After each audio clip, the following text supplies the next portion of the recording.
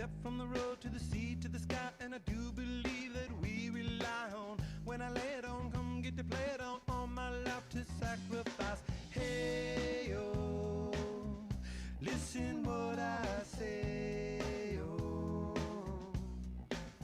I got your hey, oh, now listen what I say, oh, oh. When will I know that I really can go to the well once more? Time to decide on when it's killing me. When will I really see all that I need to look inside? Come to believe that I better not leave before I get my chance to ride. When it's killing me, what do I really need? All that I need to look inside. Hey, oh, listen what I say.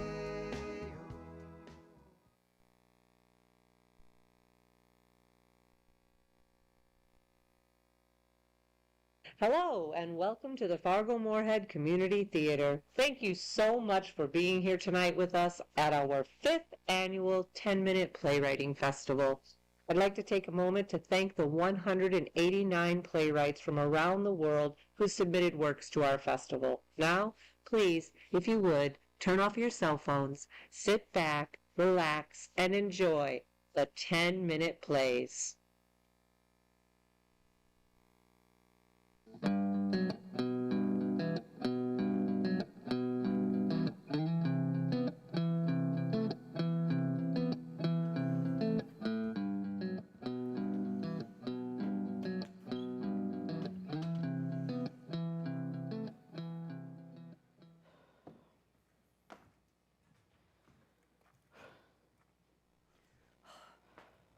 I thought we hit rock bottom last year when only 4 people showed up for this event.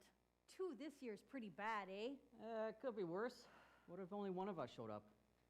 You and I are the president and the vice president of this club. We are required to attend. True, I read the bylaws, but I mean, still, I could have called in sick. Would you have made me go even if I was sick? Were the 14,000 Canadian soldiers who stormed Normandy Beach able to call in sick? No, they were required to attend. And I thank them for their service, but this isn't World War II. It's a camping trip. This is a research expedition. I used that word intentionally on the Facebook group post. I don't know. Do you think maybe people don't want to work on their days off? The Saskatchewan Sasquatchers Club is not a social group. It is a knowledge collective.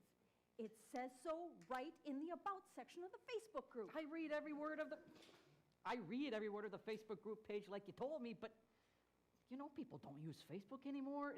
All that AI stuff freaks people out. It freaks me out. Don't get me started about AI. Have you seen the crap that they call AI art? Terrible. No disagreement there. Have you seen what they call Sasquatch art? That's the worst. Bottom of the barrel trash. Insulting, disrespectful, ugly. You've seen my watercolor paintings, right? You bet. You post them on the Facebook page all the time. Beautiful work, striking. When I make Sasquatch art, I apply years of knowledge from my research. I apply primate physiology. AI is supposed to do all that stuff too, right? I spend hours, tens of hours, creating sketches for every painting. And your work ethic is impressive. But when I post my pictures on the Facebook page, only a few people like them. I like your art. I mean, it's not that I care what other people think. I do my art for the sake of art. Sure, all artists do. It's just nice to be appreciated is all. I appreciate your art. Which is why it gets my goat, pardon the expression, that I spend hours and hours scouring over Sasquatch sightings, renting special equipment, going over topical maps, securing permits, emailing all the other members of the club to remind them of the research expedition. I've helped a lot with that. But the only other person who shows up is required to be here. Well, I want to be here too, though. Do you? Do you really want to be here? Absolutely. I always have fun on the camping trip. It's not. The research expedition. It's work, yeah, but hard work. And hard work is fun. Well, That's the rub, is it not? Hard work is fun. Yeah, I mean, I just said that. That's why hard work is fun. You know, I don't. Help me. your partner Jesse, I've Oh! been meaning to ask, but you know, Yes. Oh, well, I wish more people understood that. I wish my partner, Jesse, understood that. See, I didn't want to ask, but didn't know. How come Jesse isn't here? Jesse's parents are celebrating some big anniversary, 40 or 50 or something. Big party. And they scheduled the party on the same weekend as the research expedition. Jesse knew. Jesse knew because we have had this research expedition on the same weekend every year. And I created a post about it a year ago so that people could mark it out in their calendars. We could have bumped this expedition back a week or two. It is the principle of the matter. This work is important to me. My legacy is going to be a discovery of some kind. Parents' anniversaries are important too, especially to their kids. The last thing Jesse said as he was walking out the door was this: I think you care more about Sasquatch and that club of yours than you do about our relationship. Well, that's not true, though. I think it is. Oh, come on. You love Jesse. Do I? Do you want me to answer that, or... I thought Jesse got what I was doing, coming on every expedition up until this one. To tell you the truth, I'm not sure that Jesse believes that Sasquatch is real. Jesse sure seems like a believer to me. I mean, if not, that's okay too, right? Is not believing in Sasquatch a deal breaker for you? That my spouse believes that my life's work has meaning? Yes? Well, I think you can agree to disagree. I mean, two people can have different religions and still get married, eh? I mean, there's other important stuff. Well, does your partner believe in Sasquatch? I'm sorry, the name escapes me. Nikki. Nah. Nikki thinks all this stuff is the goofiest thing. Finds it cute. Cute? As in charming, good-natured fun. Fun? Let me ask you something. Shoot. Do you believe in Sasquatch? Sure. That didn't sound very convincing. Oh, come on. How many years have you known me? I mean, do you think I wouldn't go on these expeditions if I didn't think that there was a chance that Sasquatch was real? A chance? You're a skeptic. Great Caesar's ghost, my vice president is a skeptic. Well, skepticism is healthy, eh? I was right to be worried About what? that you would be a sufficient successor to the presidency of the Saskatchewan Sasquatchers Club. You have to believe 100%. Are you thinking about stepping down as president? Well, I'd consider it, but now I'm not so sure. Well, come on, you wouldn't give up your power that willingly. You make me sound like a dictator. No. A dictator doesn't care what others think. You always ask members our opinions. Well, we're a democracy. And when we agree with what you were planning to do, we move forward. I go with what the majority wants. When we disagree with your plans, you invoke executive privilege and do it anyway. Which is within my rights. I know, I read the bylaws. This is beginning to feel like a coup. I feel like Salvador Allende in 1973. A coup? Who, me? Get back, Pinochet! What are you talking about? It all makes sense now. You told everyone not to go on the research expedition. The dwindling numbers are a setup. It was you all along. You need to calm down. You must have colluded with Jesse to schedule the anniversary party this weekend. This is ridiculous. Did you isolate me here to murder me? At Tuberton! I don't want to be president. Okay? I like being vice president. All I get to do is show up and hang out. I got no real responsibilities because you don't give me any. And I'm okay with that. Well, we could negotiate a power-sharing structure, but please, don't kill me. I'm not going to kill you. I need more time to find my discovery about Sasquatch. I don't know what it is, but I'm close. Just a little more time, and then my life will mean something. You don't think your life means anything? I don't think it means anything special. Is that why you created this club? To make it special? I created this club because I was bored. No, I was depressed. I can admit it. It was a particularly cold winter in Saskatoon, and I found myself binge watching Finding Bigfoot. Americans make good trash television, eh? The people on there seem so kind and friendly and a bit bonkers, yes, but in a harmless kind of way. They believed in something. I didn't believe in anything. Sasquatch gave you purpose. I guess it gave me obsession, power, control. And also drive, initiative, and vision. The SSC only exists because you dreamed it into existence, you willed it into being. It's also dwindling because of me. Maybe I've been too strict on the bylaws. Maybe I've monitored the Facebook posts a little too harshly. I mean, you can be very judgmental in what you deem relevant to the group. I created this group to make friends. Really? Oh, that's beautiful. Is it? Do you, I just said that it is. do you see any friends? I'm right here. You're here because you're required to be. Oh, now that hurts. You know why? Because you're my friend. You consider me a friend, Of course. not just the authority on all things club related. A friend. I hope that makes starting the club worth it. It does. Thank you.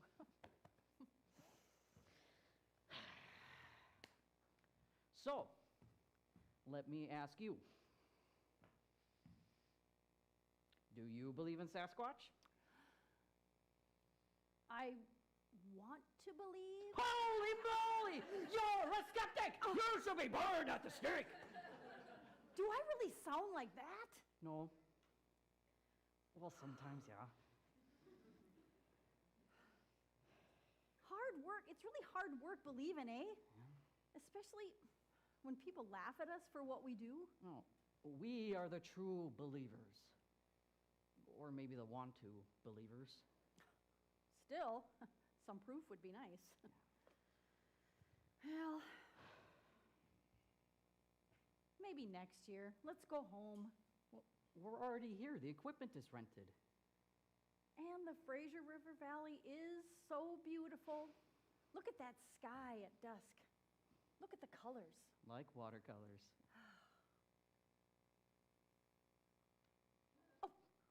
Oh my God! Right there, up on the ridge. Up on the ridge. I'll get the camera. No. Let's just look at it. Nobody will believe us without proof. Skeptics don't deserve proof. This site is for you and me. The believers. I wish Jesse was here.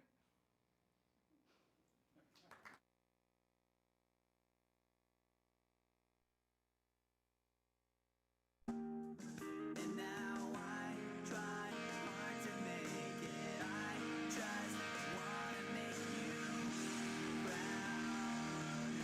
I'm never gonna be good enough for you. I can't stand another fight.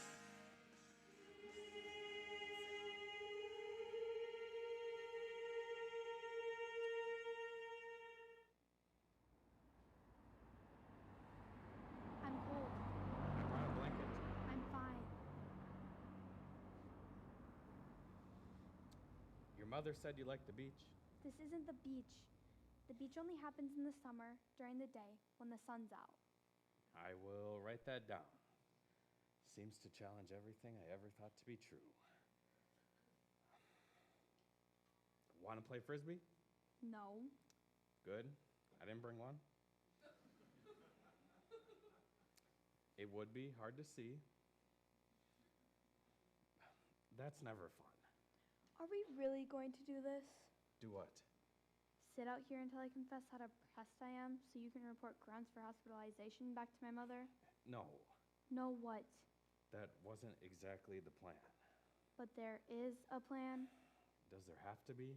You don't know my mother. Interesting theory. Growing up with her doesn't count. She's different now. You think? Are you being my uncle or are you being a shrink? I'll never not be your uncle. That's double negative. Sorry. You didn't answer the question. I'll always be your uncle. How's that? Did my mother ask you to speak with me? Yes. Speak with me, speak with me?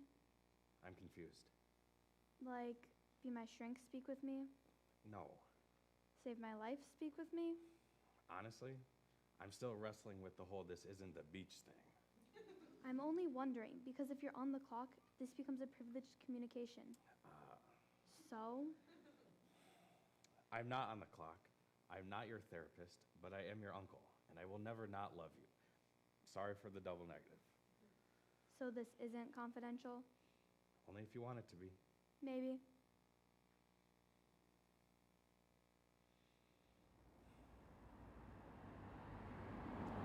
I think you'd be surprised how not different she is, actually. She's always been a pain in the ass. Are you being my niece or my therapist? Funny. I thought so. What did she tell you? She said you were sad. Are you? She thinks I'm depressed again. She doesn't let me go into the next room without peering around the corner or asking me a million questions. Last week, she got rid of every steak knife in the house. And this week, she's been sanding down the sharp edges in my room. And I like steak. I might as well be in the hospital. Do you believe that? You sound like you're on the clock.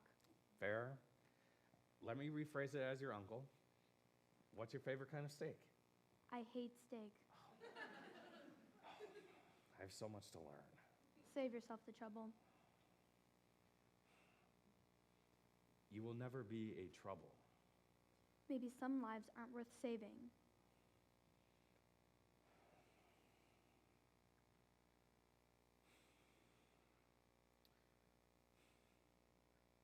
Are you safe? Is anyone? Ever? What do you think? Can you hear that? It's hypnotizing, don't you think?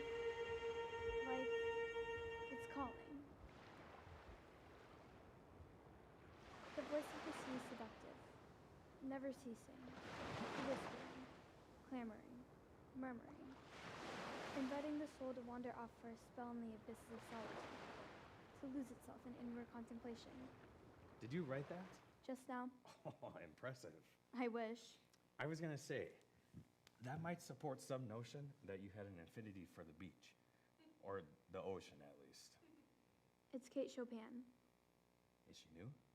from The Awakening. Ah, I think Robert De Niro was in that movie. That was a joke. What's it about? The novel. I saw the movie. It was pretty good. De Niro plays this catatonic Freedom, patient. From? monotony, society, sex, people, pity, this world, What do you want freedom from? everything. Your mother? Are we confidential? Yes.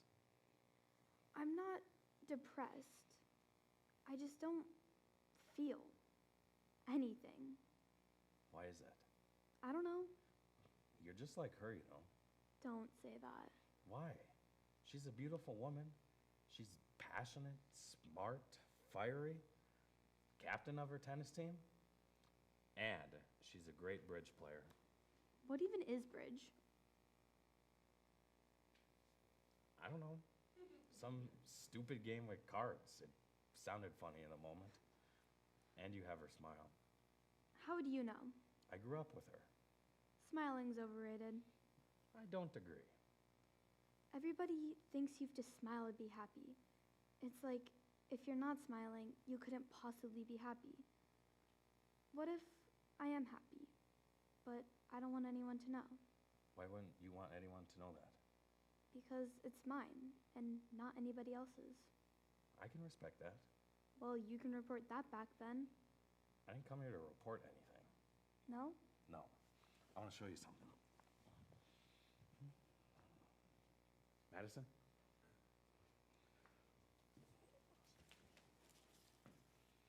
What are you doing? Shh, we're not supposed to be in here.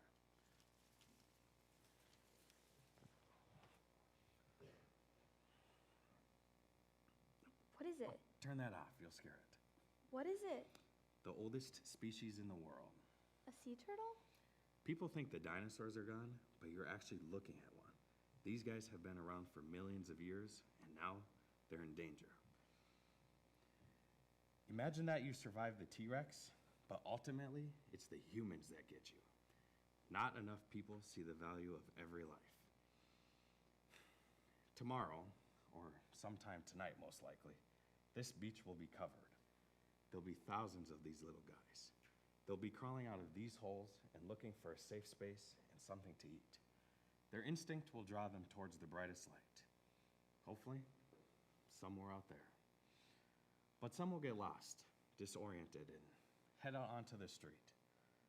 Some will get stuck in the reeds. Some will get scooped up by the birds. But some will make it out into the water.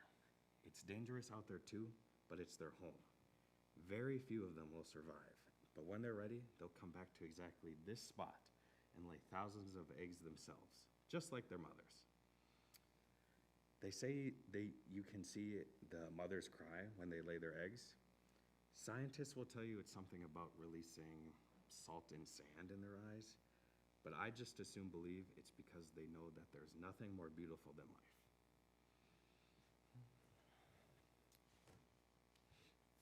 Put them here on the sand. Let them walk in on their own. That way, they'll find their way back.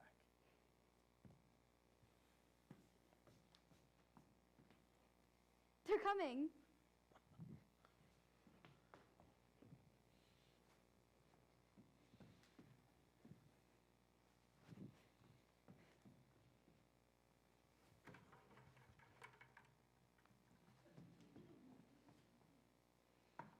Are you just gonna stand there? Or are you gonna come help?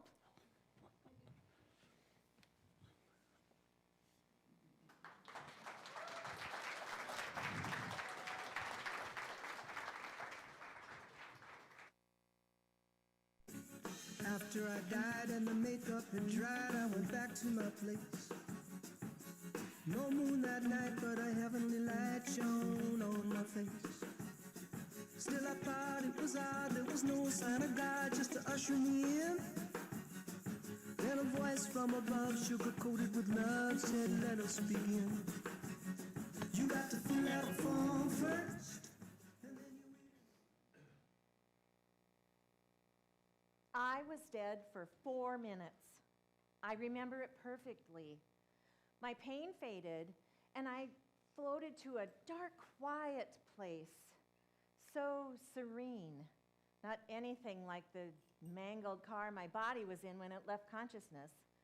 The accident was noisy and chaotic, and this was peaceful. I was no longer afraid. I felt safe. I was content. I didn't know a place like that even existed. Now I do. I was there, floating, and then I was physically being pushed away. I opened my eyes and the paramedics were beating on my chest, and the pain was back. Oh God, the pain. Except for the pain of coming back, dying was the best thing that ever happened to me. I've never been what you might call religious. Sure, I went to church with my wife and kids, but it was more for their sake. My wife, Donna, she's religious. Yeah, she is. Even more so now since I died, after I told her what happened. I'm still not religious, mind you. I'm more of what you might call spiritual. I know what's waiting for me, for all of us, and it gives me peace. My wife says it's God's work. Jesus touched you, Freddie. That's what she said. Jesus touched you. Well, I'm not sure if it was Jesus or Buddha or Zeus or insert a God's name here. All I know is I was happy. And I was told, no, I was promised that that's what's waiting for me, for all of us. It was cosmic. I was communing with Mother Earth. She embraced me, holding me close in her bosom, whispering sweetly, "You are born of the body, to the body you will return."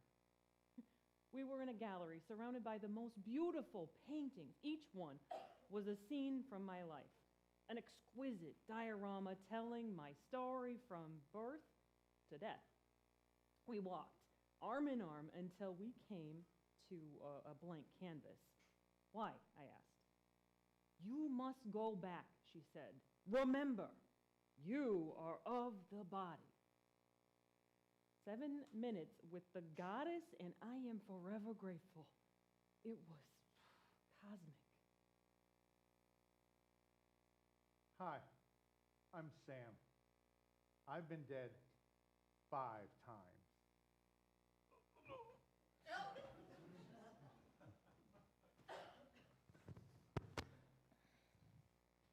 Hi, I'm Sam. I've been dead 6 times. Twice after I had a DNR put in place, I reanimated on my own. Guess it wasn't my time. I really wish I could make up my mind. The thing is, I really don't know why I keep coming back. Several years ago, I was in a car accident, a really bad car accident. It was the 3rd time I died. My wife was driving. It was a Saturday night, and I'd been drinking, and I thought I was being responsible by giving the keys to Jill. That doesn't keep the other guy from driving drunk. I don't remember how it happened, the details exactly, but what I do remember is how I felt. My wife and son were gone, and somehow I survived. No, more technically, I was brought back. Sometimes I wonder if I hadn't been drinking, if things wouldn't have turned out differently and my family might still be here. They're in a good place. I know that. But I miss them. I miss them terribly. When it happened, I was with them, in the good place. And then, "Not yet, Sam, not yet." And back I went, and here I am, and I am here. And yet, I can't help think that there is nothing left for me here.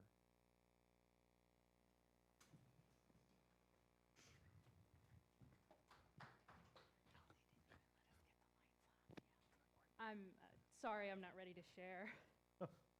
That's all right. As you've heard, most of us have had some pretty unique experiences. 6 times. That is amazing. Is it your heart? Surprisingly, my heart's in good shape. It's my nervous system, for the best I can tell. It keeps causing sudden cardiac arrest. My heart works fine until it's told to do nothing at all. The doctors must be having a field day with you. They were at first, and then they did all the tests, and now here we are. I'm sorry. That's all right.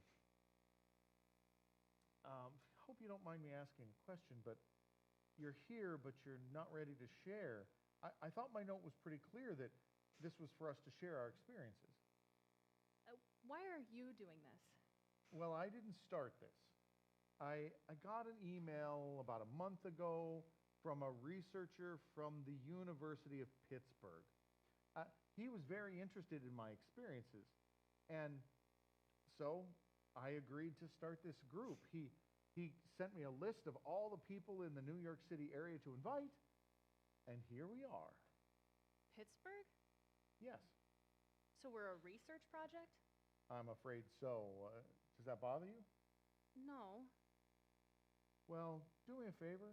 Let's not tell the others. He wants to remain anonymous for some reason. Oh, no worries. My lips are sealed. So, you didn't answer my question from earlier. You're here, yet you're not ready to share. I thought that I could, that it would help, but I guess I'm not quite there yet. That's all right. We're just happy to have you here with us. You can share when you're ready to share. Can I ask you a question? Of course. It's about the times you've died. Have each of your experiences been the same? Well, they've had some things in common, and some things were different. This last time, my wife was there. She wasn't happy with me. Why? I don't know. She just said, "Get it done." But I don't know what it is. Well, it must be important. Well, whatever it is, I'm certain it's the reason I keep coming back. So you think there's a purpose? I do. I think there's a purpose to life. Don't you? Oh, I don't know. I guess I'm not quite sure what I believe. That's all right. Between you and me, I'm pretty suspicious of anyone who thinks they know everything about anything, or even anything about everything. Yeah, I know a few of those. You're easy to talk to. Well, I'm ready to listen to your story when you're ready to tell it. You'll be the first to hear it.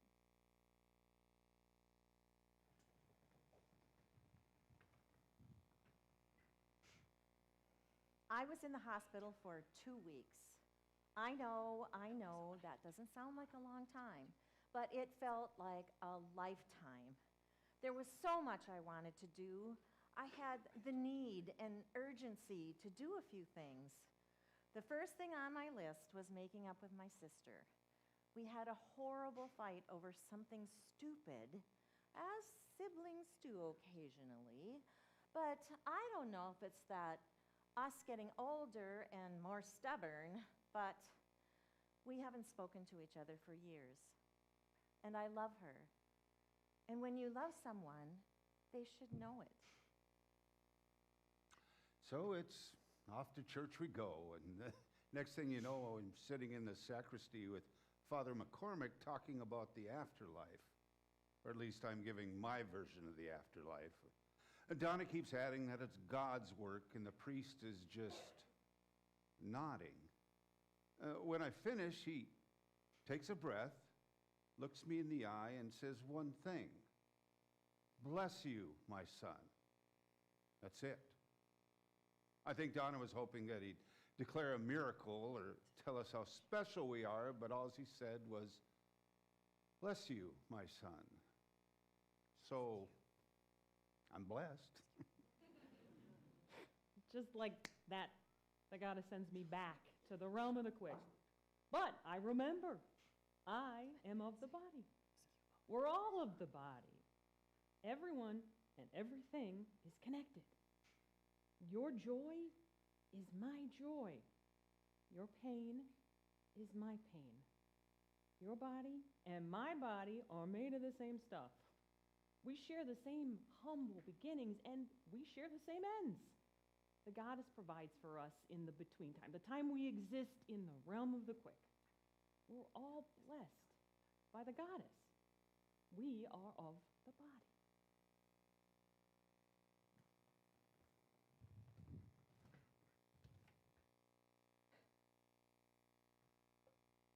So, is today the day? What if I told you I'm only here for the donuts? They are good. Louise brings them. She's got a coffee and donut place in Midtown. Thank you, Louise. You're welcome. Are you doing all right? You look a little tired. Oh, I'm fine. For now, anyway. Well, you let me know if there's anything you need, okay? I can trust you, right? Like, I feel like I can trust you. Well, you're not going to tell me you killed someone, are you? No, of course not. Do I look like a murderer to you? Oh, you never know.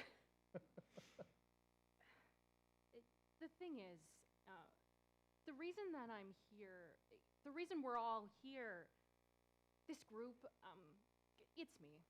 I'm the reason. I don't understand. The researcher from Pittsburgh, he's my brother. Okay.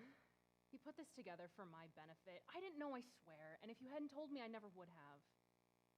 So why would he do such a thing? I'm dying. Oh, I'm sorry.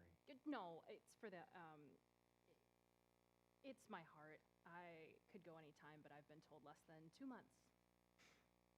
So the research is just... Oh, no, the research is real work. He's still planning on coming at the 5th meeting like he told you, get consent, explain the whole thing. I gave him the idea, or rather my predicament did. He thought it would help. Is it? Helping, I mean?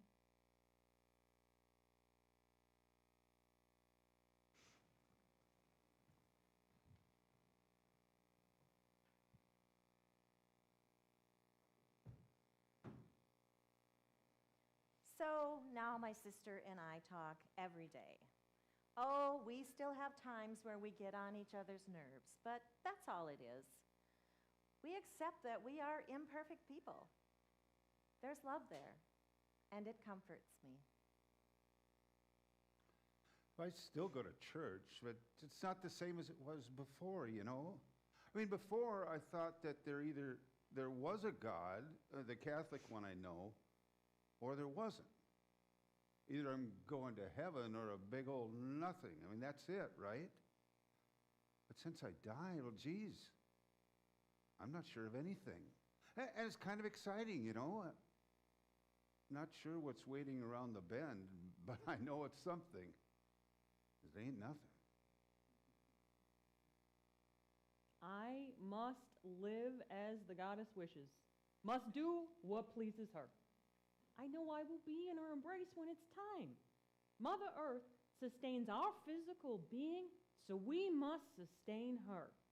And I know I will one day, we will all return to the clay from which we were formed.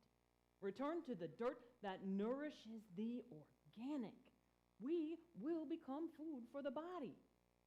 We are all one with the body.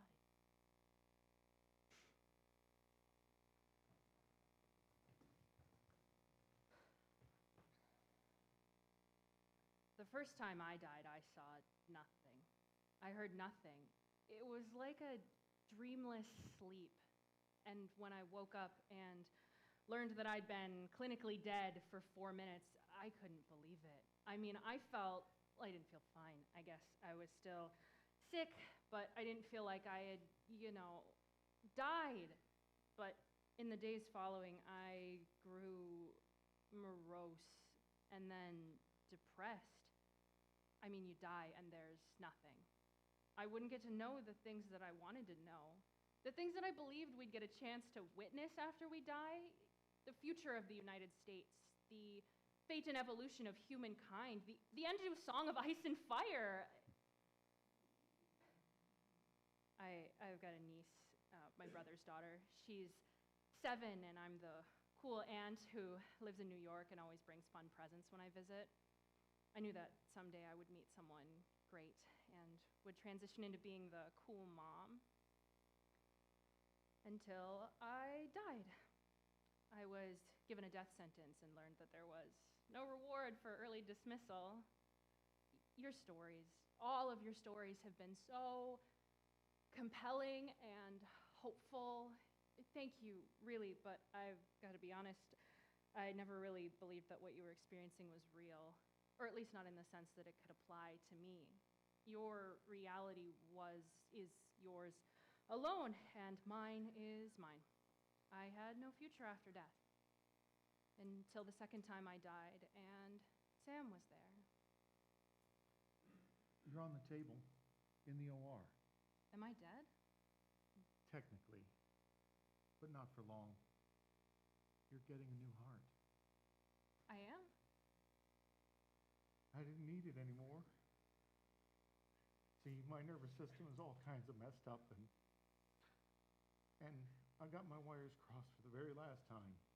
The same time that Timing's a little suspicious, don't you think? I'm so sorry. No, don't be. I'm happy here with my family, and you get to live a life. Thank you. It was you. What I had to get done was gifting you my heart. Your purpose for living?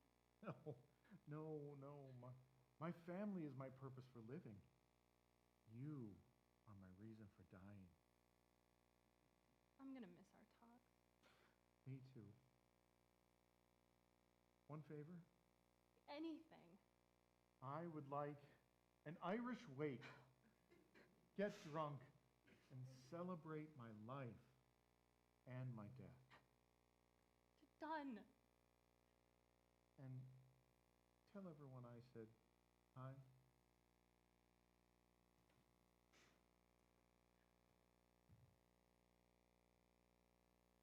Sam says hi.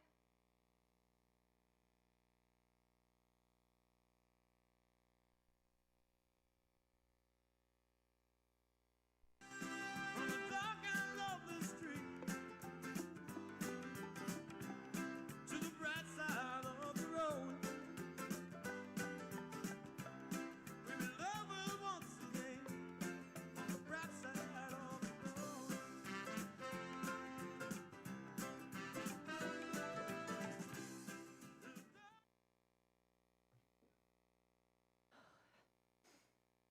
Here it is, 5 miles long, 200 feet high, Michigan's famous Mackinac Bridge, the only road from the Lower Peninsula to the Upper Peninsula. My God, that's high. Okay, Bridge, you're not getting the best of me. I may be nervous, but I'm going over you anyway. I have a driver from the Bridge Authority's Driver Assistance Program coming to escort me, so Hey there. Oh, You Jennifer? yes. You must be... Your driver, Jason. Hello, Jason. So, this is it. Oh.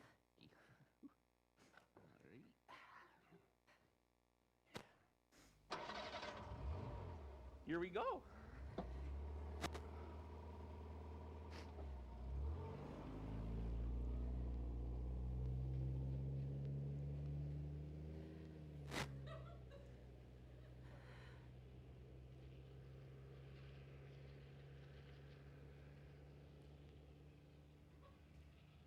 So, what brings you to the UP? Going to the Sioux for my aunt's funeral tomorrow, if I make it. I'm sorry to hear she died. She lived next door when I was growing up. I spent a lot of time with her. While your parents worked? More like when I needed to get away from them. But she moved up here a couple of years ago, and I haven't seen her since. I kept planning to visit, but because of this stupid bridge, I kept chickening out. And now you'll be seeing her in a coffin. That's too bad, eh? You don't have to tell me. My therapist says I shouldn't let fear control my life. So I'm crossing this bridge to pay my last respects, damn it. And my therapist better be happy, because if a big gust blows us over the edge like that woman in the Yugo... I was wondering when you'd bring that up. The woman in the Yugo. That poor girl, all alone in her car, and then hurled off the bridge by high winds to plunge 200 feet to an icy death. Yeah, they don't know if it was the impact that killed her or she drowned. Oh my God! Didn't find her body for 4 days. Oh my God! I guess we're all just one freak accident away from a what you call untimely death. Stop the car! Oh, you're safe with me. But the Yugo! Well, that was back in 1989. They closed the bridge in high winds now. It's a calm day anyway, eh? See? Look down there. There's no white caps. Oh, I can't. Well, sure you can. Think of how proud your therapist would be. I'm supposed to do this for myself, for inner growth. I'm supposed to be internally motivated. Everybody wants somebody to be proud of them. Like Aunt Rosie. So think of your Aunt Rosie. She wouldn't want you missing all this. You look at all that blue far as you can see. We got Lake Michigan on the left. Got Lake Huron on the right. We're like eagles soaring over them. Look, you see the islands? And look at the freighters. They seem so tiny from way up here. Oh, you're missing it all. But remember Aunt Rosie. Ah, you peaked. Hey, good for you. Watch the road, please. Tell me about yourself. I teach middle school. When do we get there? You like teaching? No, the kids are brats. Can you get away from the edge? You got kids of your own? No, Married? no. Oh my God, we're getting even higher. We're almost at the top. What do you do for fun? I knit scarves and watch documentaries. With friends? No, I live alone. There's nothing wrong with that. No, of course not. You know, I live alone myself. You know, as long as you live a full life, you Well, can... I don't.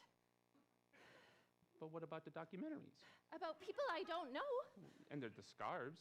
Knit for who? Strangers from some charity? Well, it's still nice of you.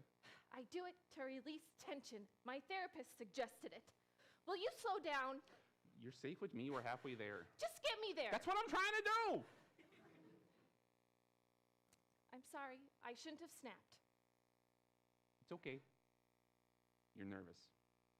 Nervous Nellie, that's me. Too high-strung, like my father used to say. Man up, he'd say. To me, his daughter. Ugh. He didn't like it when I'd cry when he and Mom fought. They'd get so loud, especially when they'd been drinking. Thank God I could go to Aunt Rosie's. She was a special lady, eh? Yeah, she used to take me to get a milkshake when I'd get A's on my report card. My parents never even noticed, but Aunt Rosie did. So, how about you? How long have you been doing this? Oh, a couple of years. And before that? Drove school bus. School bus, so you know about the brats. Yeah, afraid so. And before that? The Army. Oh. Were you in combat? Yeah. 2 deployments. Oh. Oh, that must have been terrible. It was, it was the best of times, it was the worst of times. There were best of times? It might sound funny, but yeah. I'm afraid I don't understand. It's okay. Thanks for not pretending to. I thank you for your service. You're welcome. I must seem pretty silly compared to what you've been through. Everybody's afraid sometimes. People just don't admit it. Were you afraid when you were in combat? Does a bear shit in the woods? But yeah, no, I learned to be calm inside the fear. You know what I mean? Not really. What was it like when you came back? Well, it was pretty rough. I mean, I didn't know what to do next. You know, my girlfriend broke up with me. We were going to get married, so that was a shock. Ouch. Then I got the job driving school bus, but the kids... We're a bunch of brats, I understand. So, started going to night school. And after I graduated, I got the job with the Bridge Authority. You know, taking people across the bridge is the best part. Really? Why? Well, you know, my time overseas was, well, it was mostly bad. I saw a lot I don't like to remember. You know, but I learned something important. That I could do what I had to do even when I was scared, or terrified even. So, when I'm helping people get across the bridge, I figure I'm helping them do what they have to do, even if they're scared. Or at least just get them to the other side. Maybe even help them see some of the beauty of this place. Kind of like you, in your scarves. Just making something good out of something bad. What's happening? Why'd we just swerve? Just a puff of wind, we're almost there. There's white caps now. You're safe with me. We're gonna be blown over. Jennifer? Like the woman in the Yugo. Jennifer, listen to me. Just watch the road. I'll watch the road and you watch me. And listen to me, we are not going over the edge. But the freak accidents. I can't die yet. I can't. I haven't really lived yet. I don't want to die all alone. Jennifer, listen. You are not going to die.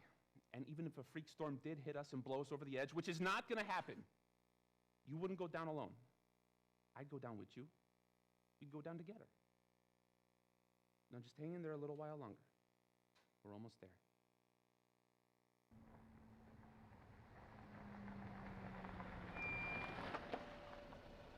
And here we are, safe and sound. We made it. We made it. Wait till I tell my therapist. Although I wasn't exactly calm. It doesn't matter. You did what you had to do. And maybe next time you'll be calmer inside the fear. Next time? Yeah. Oh, that's right. I have to go back. After Aunt Rosie's funeral. I should have done this years ago. You did it now. But she's gone now. Well, yeah, sure, but who's everybody else? Yeah. Jennifer, I can drive you back if you like. You can ask for me. Might be nice to be with someone familiar after the funeral. Thank you, Jason. But I want to try to drive it myself next time. Okay. Good for you. You know, I'm here if you change your mind. Thanks. Thanks for everything. Yeah. Hey, would you like to get something to eat with me after work? Maybe grab some pasties or whitefish or something? Me? I'm sorry. I shouldn't have asked. I'm your client. I'll just... No, I'd like to. I just, haven't really dated since my ex broke up with me. I guess I've been too nervous. You know, it's stupid, I know. Hey, you're talking to nervous Nellie, remember? Yeah, I haven't dated much myself. Maybe we can cross that bridge together. We made it across the Mackinac Bridge, all 5 miles long, all 200 feet high. You even helped me see the view. You promised that I'd be safe with you, and I was. And now, Yeah? I promise you'll be safe with me.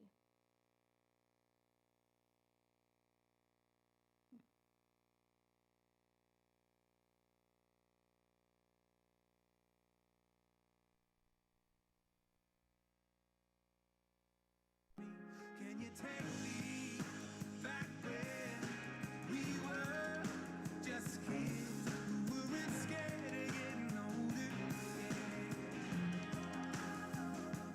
No one knows you like they know you.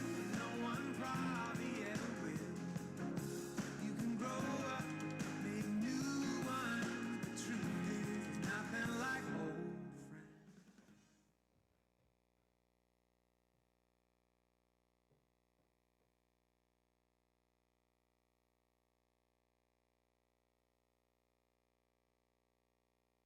Ellen?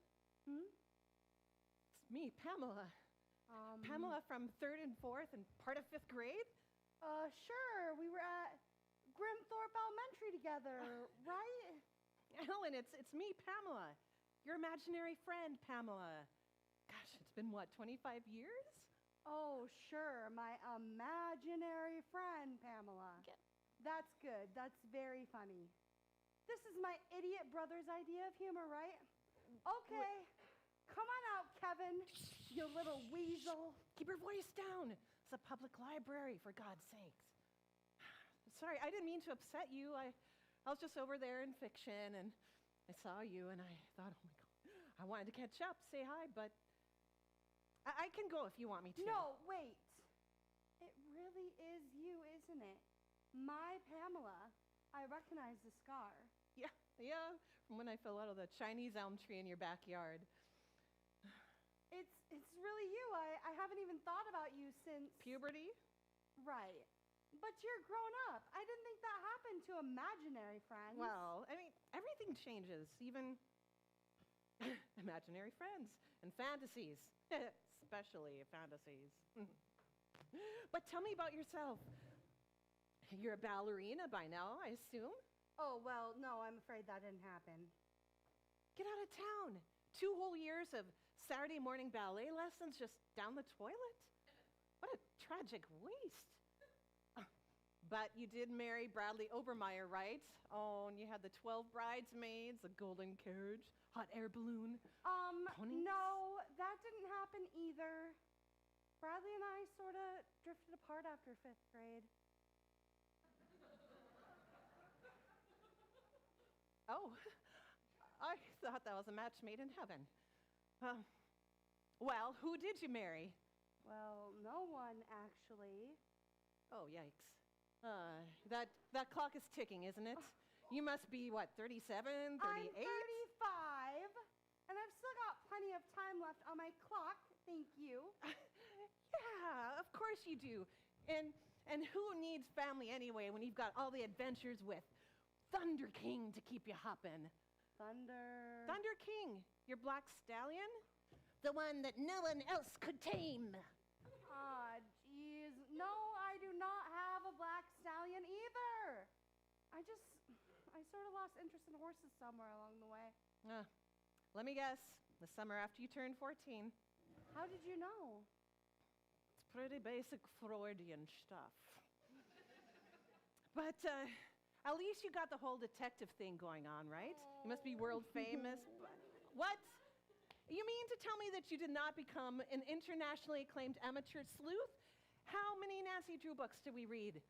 And we did at least half the Hardy Boys series. You just let an education just go away like that? This is flabbergasting. Well, I do still read a lot of detective fiction. Yeah. So whatever happened to your folks? Mom and Dad, they're, hanging in there. Still in the same old house. Dad's retired. Mom's got some problems with her knees. You mean but they're still together? Wow, I remember when we were hanging out, you thought for sure they're going to get a divorce, remember? Yeah. They were fighting a lot back then. It was awful. That was a really stressful time for me. I don't know how I would have managed without you. Anyway, they're still married and still fighting. I guess I've just learned to tune it out. Oh, whatever happened to good old Bozo? Poor little Bozo. He lived to be 16. Mom and Dad couldn't really handle all his medical issues at the end, and of course, Kevin didn't want him. So I took him to live with me his last few years. I miss that dog. Oh. I have a cat now. Oh. She has leukemia. Oh. So, I take it Kevin still lives around here and he's still kind of a pain in the butt? Oh, geez. Kevin, master of the Dutch rub and the wet willy. Yeah, he's still around. Still a jackass. I really should have conjured up an imaginary brother for myself, too. Anyway, Kevin has a teensy problem with alcohol now, and gambling, and taxes. But he also has the smartest, funniest little daughter. She spends a lot of time at my place. Kevin gets her every other weekend, and sometimes, a lot of times, he forgets and makes other plans, and so she ends up with me. We do arts and crafts projects together. It is fun. Oh, hey, whatever happened to, oh, God, what's her name? Oh, that ditzy little blonde you always rode bikes with? The one who needed a bra when she was like 10? Lori Beth Hammersmith. Yes. Yeah, we stayed best friends all the way through middle school. And then our paths just sort of diverged. Lori Beth became a cheerleader, and I became treasurer of the Spanish club. What? Oh, that must have been a lot of fun. Spanish club, yeah. Oh, yeah, sure. See, a bunch of non-cheerleaders sitting around practicing useful Spanish phrases like, I hope Maria's cold gets better soon. Well, you may not have been a cheerleader, but I bet you were really well liked. Oh, hey, prom. Who did you go with? Anyone that I know? I had my fingers crossed for Gary Brickle, remember him, with the adenoids? Yes. But our Guatemalan exchange student got in there first. Jorge Goldman. He was about 5 feet tall and he smelled like Vicks VapoRub. And you said yes when he asked you? Well, what else could I do? He would have been so humiliated if I'd turned him down. Besides, as an officer of the Spanish club, I sort of felt it was my duty. Anyway, Jorge turned out to be a pretty decent dancer. We still exchanged Christmas cards. You know what, Ellen? You grew up to be a really nice person. Oh, nice. What a limp, soggy little word that is. Look at me. No, don't. I'm a disappointment to my own imaginary friend. No horse, no husband, definitely not a prima ballerina, and detective? There's never been anything remotely mysterious about anything in my whole pathetic little life. I'm a computer programmer for a life insurance company.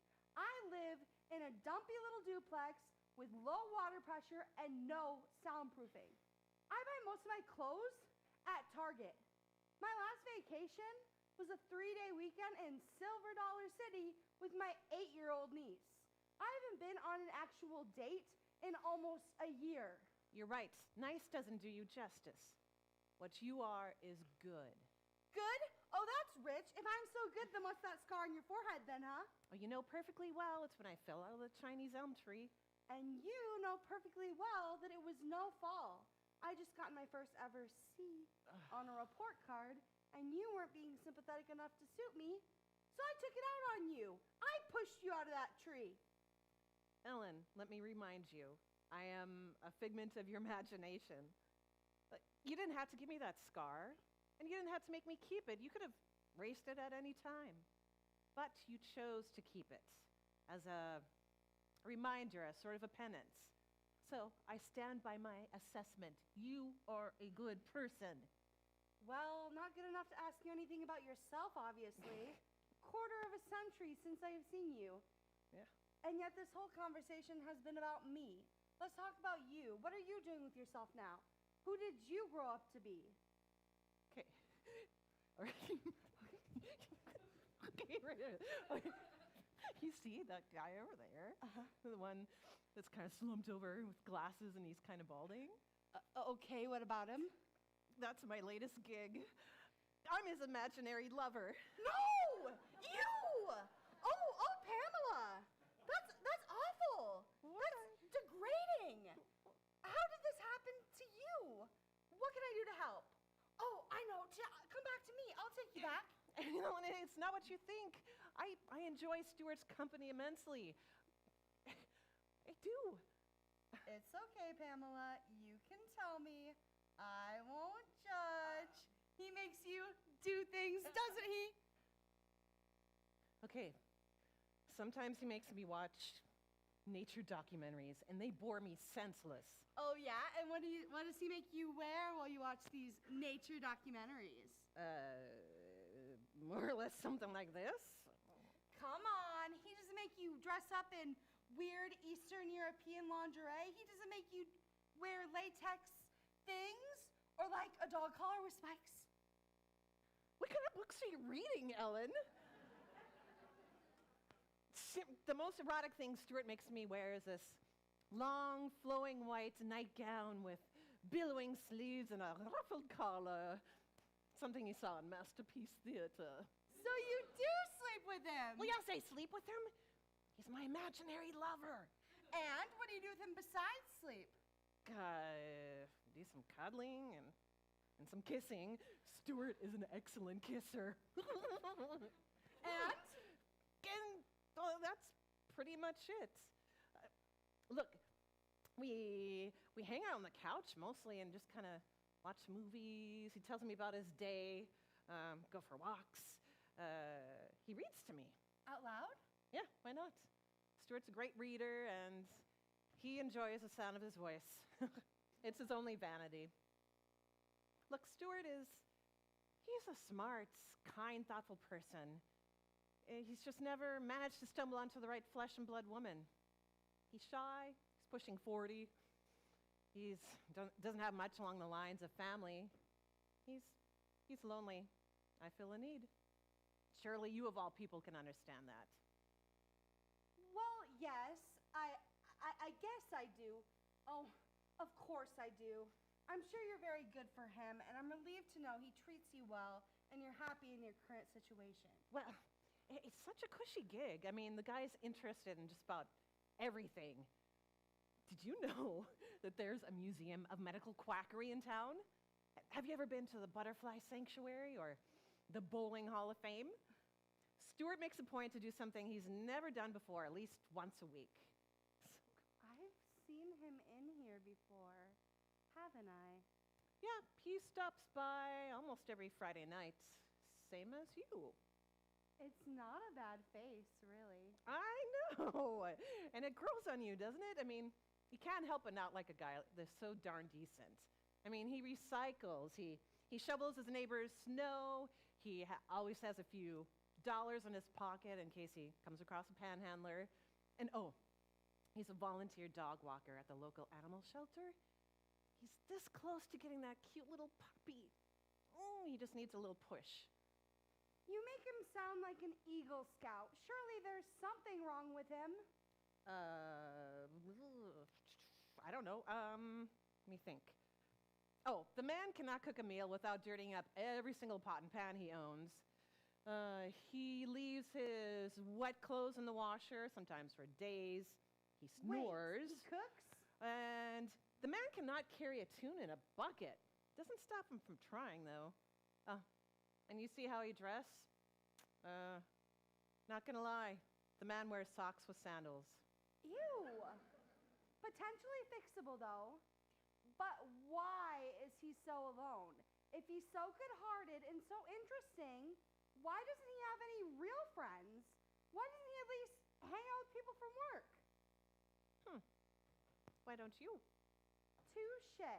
He does have a job, though, right? Oh, as a matter of fact, he works for a big-time detective agency. No way. He's a detective?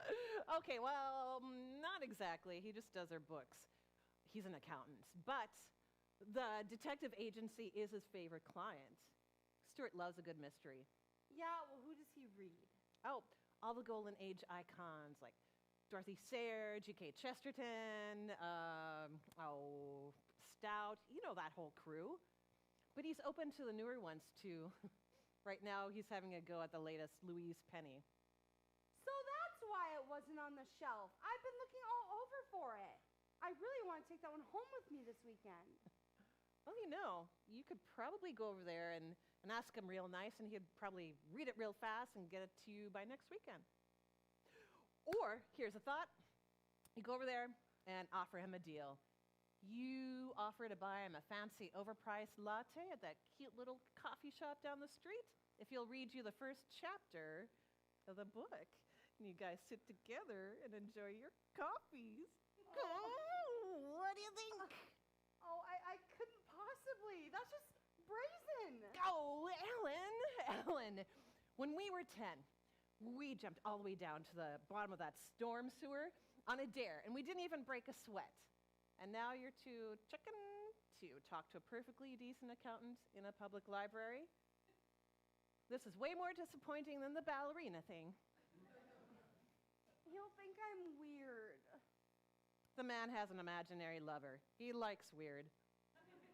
Boy, I can't just, well, look, I'm all rumpled.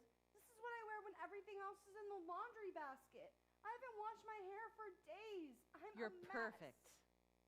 Pamela, you're thinking Stuart and I might, hit it off, aren't you? Considering how much you already have in common. But look, you and Stuart, what I'm trying to say, well, just hypothetically, what would happen to you if he... No longer needed me? Then it'd be a job well done. Mission accomplished and all that. But you, what would happen to you? Criminy, don't you worry about me. I've got plenty of options. Who knows, I might even take a sabbatical for a year or two. And then if things pan out the way I think they're going to, well, there just might be an opening for fairy godmother. Oh, yes, I can totally see you in that role. Sparkly gown, wand, you'd be fabulous. Yes, I know. Listen, Ellen, our time is up. It's so wonderful seeing you. You know what? You turned out exactly the way I hoped you would. Now get going before you lose your nerve. But later, after, you'll still be around, right? I don't think so. Do you? No, I suppose not. Pamela, you're a really real friend. Now get going. Oh, okay. Excuse me, I have a proposal for you. Shh, library.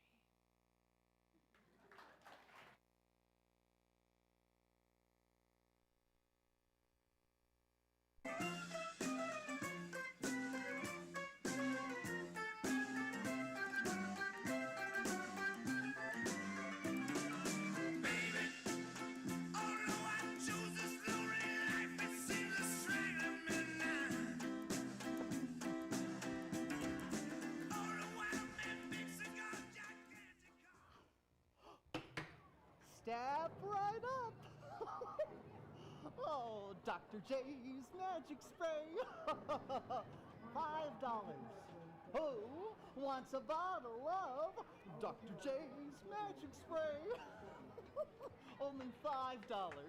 Guaranteed to intensify your mood in every way.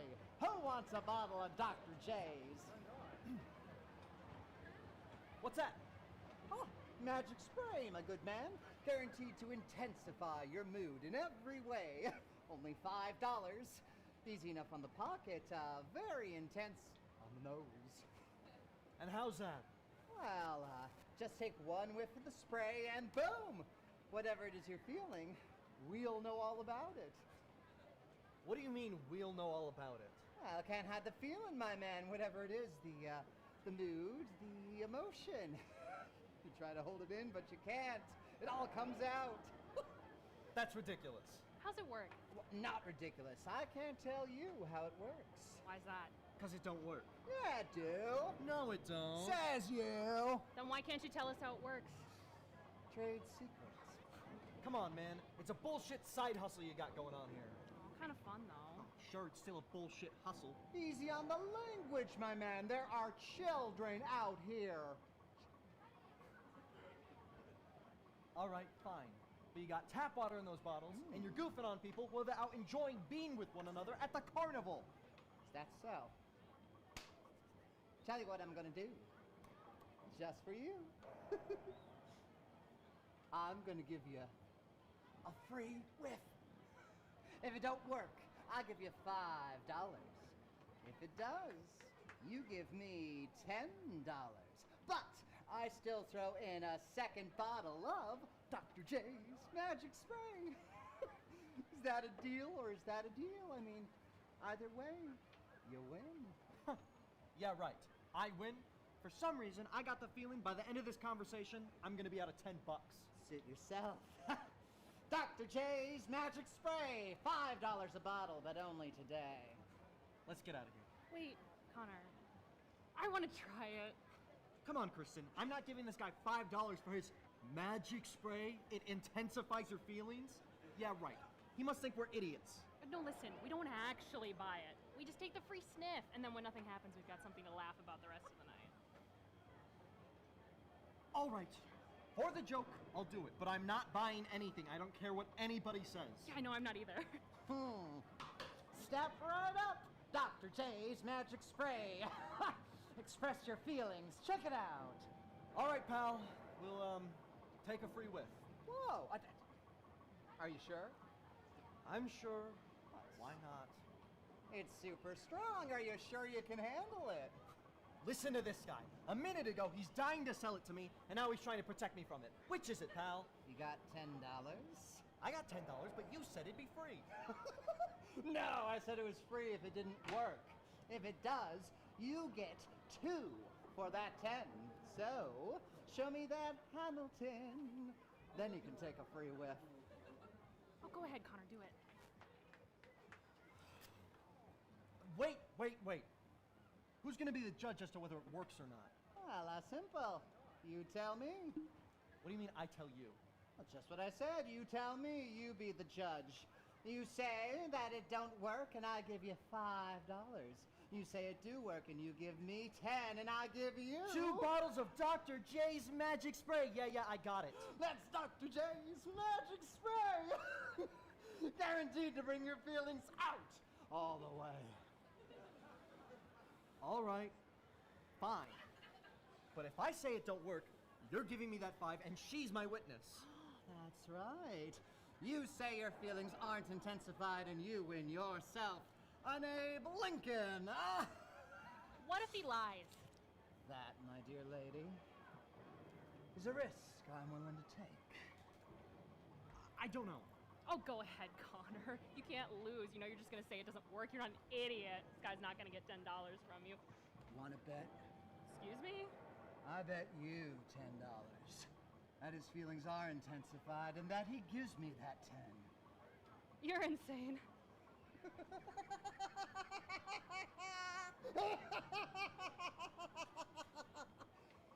Possibly. That I'll still bet you. No matter what happens, he's just gonna say it doesn't work. Is it a bet or isn't it? Sure. Show me the 10. All right, you got yourself a bet. All right, go ahead, my man, whenever you're ready. Oh, I'm ready. You sure? Yeah, I'm positive. Let's do this. Be careful, not too much. Super strong stuff. There, it doesn't work. Show me the money. No, no, no! I knew it. This guy's bullshit. Let's go. You have to wave it under your nose. I did. It didn't work. Let's get out of here. You didn't. Be fair. Smell it. I did. It didn't work. End of story. Give me my money and we'll leave. You know he didn't put it under his nose. You gonna give us our money or what? Put it under your nose for a second. What are you afraid of? I'm not afraid of anything. It doesn't work. See? Now what else do I gotta do to prove it to you, you quack? Notice how his feelings are intensifying? Oh my God. How his hostility towards me seems to have grown since he took that sniff. Oh, I say it's working. Ha ha, very funny. You still owe us the money. No matter what you say, he says it doesn't work. Really? Are you sure? Well, you better ask him. Ask him what? He just said it doesn't work. That was before he smelled it. Ask him. He still says it. You win. Oh, this is bullshit. You're never gonna pay. Ask him. Connor, honey, does it work?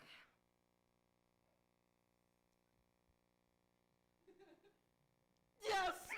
What? Yes, my God, it works. Why are you saying that? Let's just give him his money and leave. Keep the spray. I don't want it. Oh, that'll cost you 20 extra for disposable costs. All right, fine. Let's just get out of here, Kristen. Sure, Connor, but are you okay? Kristen, you still owe me $10. The bet. Remember? Oh, I'm not giving you $10. Give him his 10 and let's go. What's going on with you, Connor? What's this guy done to you? What's in the bottle? I don't know. Let's just get out of here as far away from him as possible. How long does this last? Oh, I'd say quite a while. Make it stop, please. I'm begging you. Does it smell that bad? No. It smells great. I love it. It's not the aroma. It's the intensity. What have you done to him? Me? Well, I haven't done anything. It was Dr. J's magic spray. Guaranteed to bring your feelings out in a big, big way. Oh, give me that. No, Kristen, don't. Careful. Oh my God. I know. I love you. No, I don't. No. I just want somebody to be with. And you're a very nice, dull man who's not much of a risk taker. I know exactly what you mean. Trust me, I'm settling too. I'm settling too. You got this thin veneer of sweet social grace, but underneath all that sweetness is a cold-hearted selfishness that's frankly quite terrifying to consider. Yeah. So I don't. Make me stop! It comes down to this. I am almost 30 and you are a harmless male biped. So I have abandoned my romantic dreams of living happily ever after, and I have settled to avoid being miserable. Ooh. I never meant for you to hear that. Don't worry about it. I know that your massive ego is just a cover for your feelings of sexual inadequacy. So for God's sake, end this. So I take it you're interested in Dr. J's masking spray. What? The antidote, my friends. Dr. J's masking spray. Only $50. Dr. J's masking spray. Guaranteed to keep your feelings safely tucked away. We'll take two.